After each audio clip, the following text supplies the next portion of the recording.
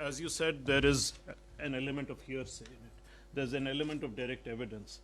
But I think maybe overall what is important in this thing is that it matches up with evidence we have from almost every other source. There are different officers who corroborate the same thing in different ways. This brings me to the question, if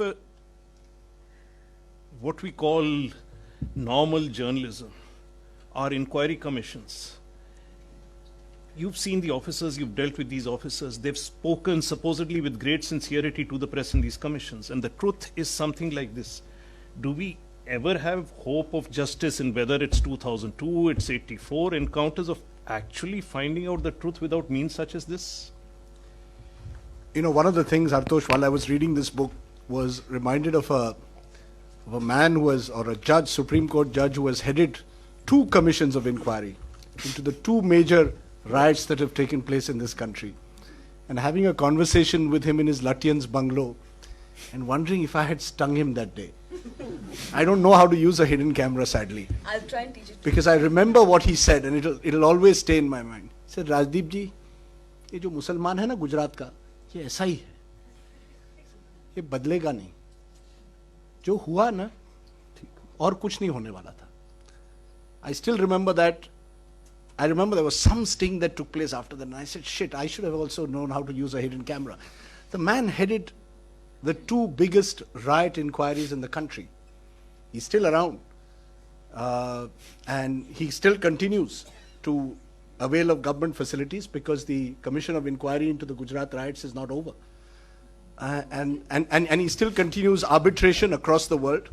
He still goes and does arbitration cases across the world while he's doing these Commission of Inquiry. No. We should not take names. And it's well, and the irony of it is that he was appointed once by a UPA government or a Congress-led government and once by a BJP-led government.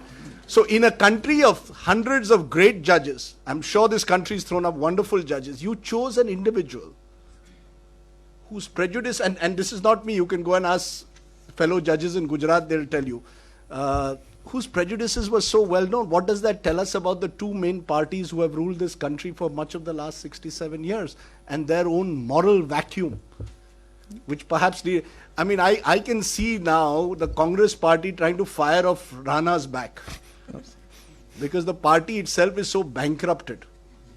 It doesn't have the moral courage for the last 12 years to have actually stayed with the story themselves.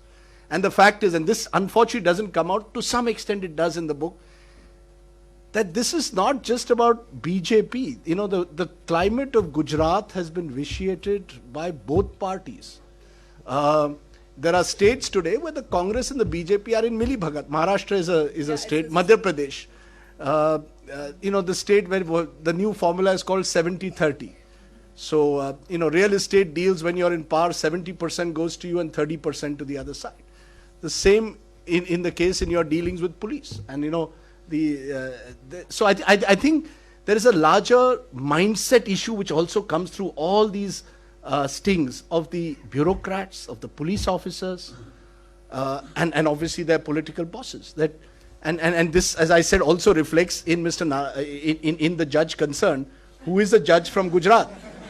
Who is a judge from Gujarat? So, if someone who headed India's 2 major commissions believes that, in a sense, minorities need to be taught a lesson, and this judge was appointed by 2 commissions, and he's come up with pretty appalling reports. And if I may, and it may be a coincidence that I happen to name somebody who has also served on 2 commissions, Nanavati, when he was. You can't decide the bag.